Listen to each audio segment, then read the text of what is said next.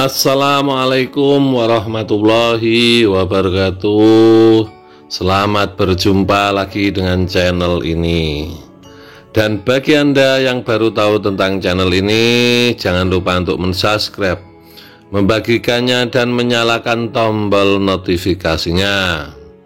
Dan apabila Anda berkenan, silahkan like, komen, dan bagikan. Saya ucapkan banyak terima kasih.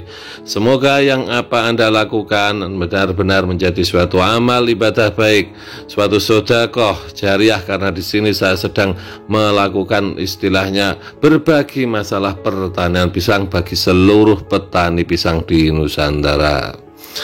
Oke, bagi seluruh sahabat petani pisang di seluruh Nusantara, di sini kita flashback kembali melakukan penyiraman pada tanaman kita. Jadi ini pas musim kemarau, pas ada gilir air, kita air penuhi di selokan-selokan.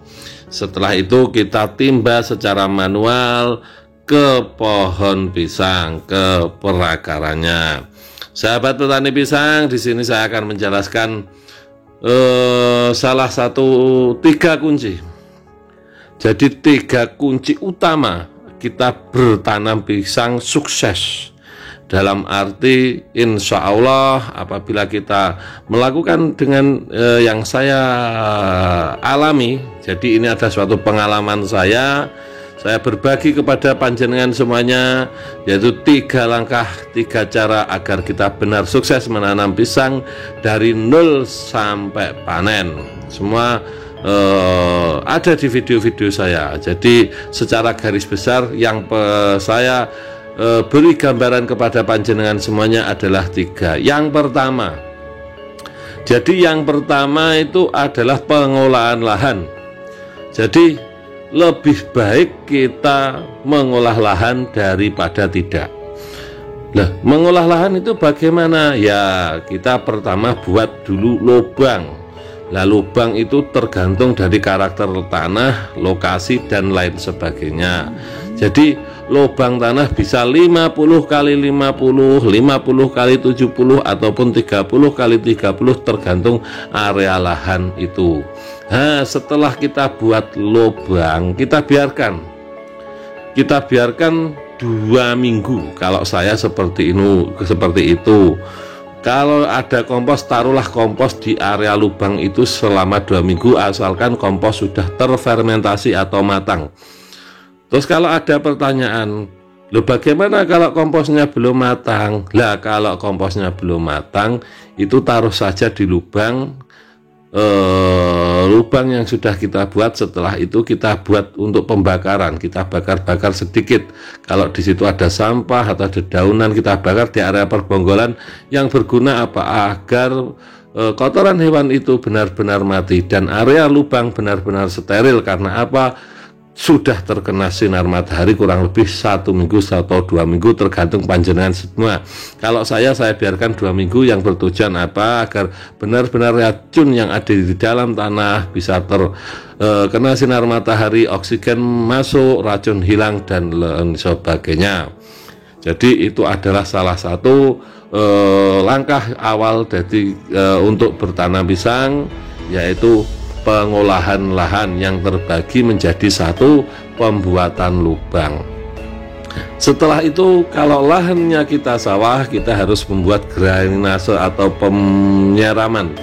Untuk istilahnya bagaimana cara terbaik waktu kita kesulitan air, itu harus dipikirkan. Karena apa? Pada musim kemarau pisang sangat membutuhkan air. Karena kalau bisa kekurangan air, bisa mudah roboh, buah kurang maksimal. Jadi itu adalah langkah pertama. Jadi kita harus memikirkan lubang, setelah itu airnya bagaimana, cara menyiramannya bagaimana, itu harus dipikir di awal sebelum kita melakukan penanaman. Jadi tidak usah terburu-buru, langsung ada bibit, cari bibit, tanam. Kita buat lubang dulu, setelah itu kita lihat bibit. Kalau kita sudah punya bibit, kita tinggal pindah ke lahan berikutnya. Itu langkah pertama adalah persiapan lahan.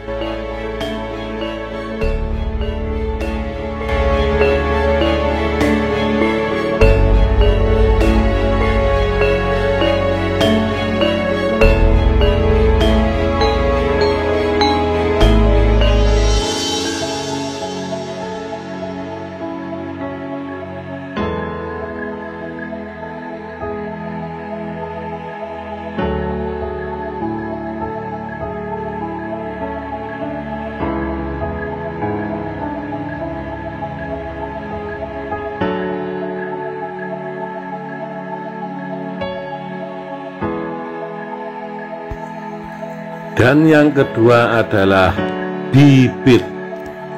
Nah, bibit di sini banyak macamnya, dalam arti begini. Satu, bibit harus steril, benar-benar steril di lahan yang kita beli. Atau paling tidak memang bibit itu jenis bibit yang istilahnya kita tahu belinya di mana, atau lahannya steril, atau jenis kultur jaringan yang insya Allah cenderung steril lah, maksudnya tidak ada penyakit bawaan di lahan itu. Jadi syukur-syukur kalau tahu lahannya kita bisa beli di situ. Yang jelas kita keuntungannya satu, bibit benar-benar valid, jelas itu. Yang kedua, steril lahan. Jadi lahannya memang steril, kita ambil. Karena apa saya menyoroti bibit? Banyak sekali orang-orang yang tanam pisang itu melenceng. Dia beli di online, beli Raja Sajen dapat Raja Nangka, beli dia Cavendish dapat Morosebo, beli dia Ambon Kuning dapat Raja Nangka. Lah, untuk menghindari hal-hal seperti itu, makanya kita minimal tahu lahannya, tahu orangnya, kenal orangnya, untuk menghindari kalau kita dalam partai besar berkebunnya. Karena apa? Kalau kita tidak sampai tahu, kalau kita ada tertipu atau salah bibit, kita menunggu sudah lama, dikebunkan secara besar, di akhir kemudian kita akan menyesal karena tidak sesuai dengan harapan kita. Jadi bibit itu sangat penting menurut saya. Keakurasian, validnya, dan juga sehatnya bibit dari lahan yang diambil atau jenis bibit bagaimana. Jadi makanya itu adalah salah satu 3 kunci. Yang kedua adalah bibit harus steril, harus valid, dan juga bibit itu benar-benar dalam arti yang kita harapkan, kita cari gitu loh.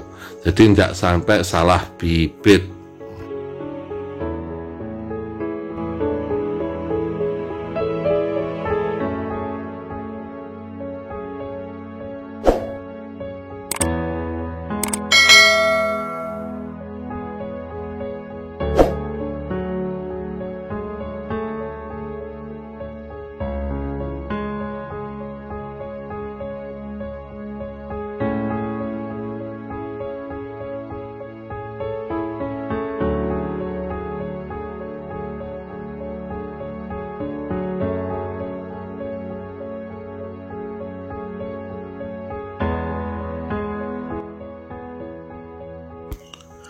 Dan yang ketiga adalah perawatan teratur.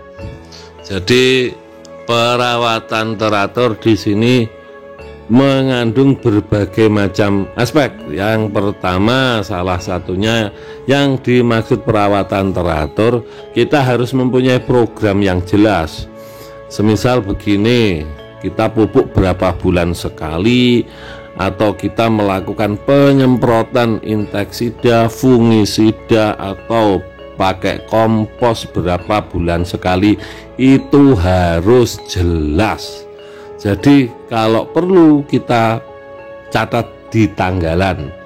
Nah, semisal ini waktunya mupuk, ini waktunya nyemprot, ini waktunya kita kasih kompos, kita kasih jamur trichoderma atau yang lain-lain. Itu harus terjadwal dengan jelas. Nah, kalau tidak terjadwal, kita harus bisa membaca dari tanaman itu. Membaca bagaimana? Ya, semisal ini tanaman butuh pupuk, tanaman butuh air, tanaman butuh obat, tanaman ini butuh kompos, kita harus bisa membaca. Karena apa? Kalau kita tidak bisa membaca tanaman kita, jelas tanaman akan kurang maksimal. Itu adalah pengalaman saya. Jadi perawatan intensif itu kita harus tahu, ini baru tanam berapa bulan kita pupuk, lah dosisnya berapa, terus kapan kita akan menyemprot dengan istilah insektisida, terus kapan kita melakukan pemotongan jantung, kapan kita melakukan suntik jantung, kapan kita melakukan pendongkelan anak, pemotongan anak, dan lain sebagainya. Itu harus terjadwal dengan jelas. Kalau kita berkebun minimal 500 ke atas, kita harus memakai itu. Karena apa? Kalau kita tidak melakukan penjadwalan atau kita tidak bisa membaca tanaman, meleset sedikit fatal. Dalam arti apa? Kita lupa menyuntik, pisang bisa korepan, harga jual jauh dengan yang mulus. Kita waktu yang ngasih jamur, tidak jamur, ada penyakit datang, wassalam. Kena jamur cepat merembet dan bisa mengakibatkan rusaknya lahan. Semisal ada penggerak batang, kita tidak segera menjadwalkan atau mengasih obat, bisa menjadi penyakit layu bakteri dan lain sebagainya.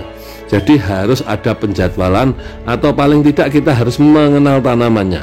Pahamlah dalam arti di sini, oh ini butuh apa, butuh apa, butuh apa. Nah, dan salah satu untuk perawatan ini adalah penyiraman di musim kemarau. Ini yang sulit. Karena apa? Tidak semua orang yang menanam pisang di situ ada sumber air atau mungkin di situ ada istilahnya pengairan dan lain sebagainya. Mereka atau lahan tak ada hujan yang dimana airnya hanya ada pada waktu musim hujan. Itu yang menjadi kendala para petani-petani di lain daerah atau lahan-lahan yang istilahnya di situ tidak ada sumber mata air. Nah, itu yang agak kesulitan. Harus pandai-pandai mengakali. Karena apa? Kurangnya air itu sangat fatal, saudara. Nah, fatalnya salah satunya adalah buahnya jelek. Terus di musim kemarau juga rawan untuk roboh. Lah, kalau insya Allah kita berikhtiar dengan 3 langkah yang saya ceritakan tadi. Yang pertama, pengolahan lahan yang baik. Jadi sebelum tanam harus kita olah lahan. Minimal kita lakukan pemelobangan, kita kasih kompos, kita fermentasi atau kita bakar dulu areanya selama 2 minggu. Yang berfungsi apa? Agar sterilisasi lubang benar-benar terjadi. Yang kedua adalah pemilihan bibit yang benar-benar valid, bibit yang sehat, bibit yang steril dari lahan yang kita beli, tidak ada unsur penyakit yang akan kita tanam. Karena apa? Kalau dia membawa penyakit ke lahan kita yang steril, nanti juga ada menjadikan suatu masalah. Yang ketiga adalah perawatan intensif. Kita harus menjadwalkan atau paling tidak mengerti apa yang dibutuhkan tanaman itu. Nah, kalau sudah langkah 1, 2, 3 itu berarti insya Allah kita sudah berikhtiar dengan progres yang jelas. Kita tinggal berpasrah kepada Allah Subhanahu wa Ta'ala, kepada Tuhan. Apa yang kita lakukan dengan ikhtiar yang baik, kita bisa berdoa dan agar hasilnya nanti bagus, pas harga jual juga tinggi. Karena apa? Kalau pisang kita bagus, para tengkulak, para pedagang pasti akan mencari, dan terus bagaimana dia akan mendekati kita agar supaya mendapatkan barang-barang dari kita. Lain sebaliknya, atau barang kita kurang berkualitas, mereka akan istilahnya membeli dengan harga ngawur, harga murah, atau paling tidak mereka juga tidak mau dengan barang kita. Jadi tujuan dari langkah 1, 2, 3 adalah mendapatkan hasil yang maksimal, hasil yang sesuai harapan kita. Jadi berakit-rakit ke hulu, berenang-renang ke tepian, bersakit-sakit dahulu, bersenang-senang kemudian. Manjada wajada, sing sapa wonge temen bakal kasil. Dalam arti siapa yang bersungguh-sungguh maka dia akan mendapatkannya. Wabillahi taufik wal hidayah. Wassalamualaikum warahmatullahi wabarakatuh. Bravo petani pisang Nusantara.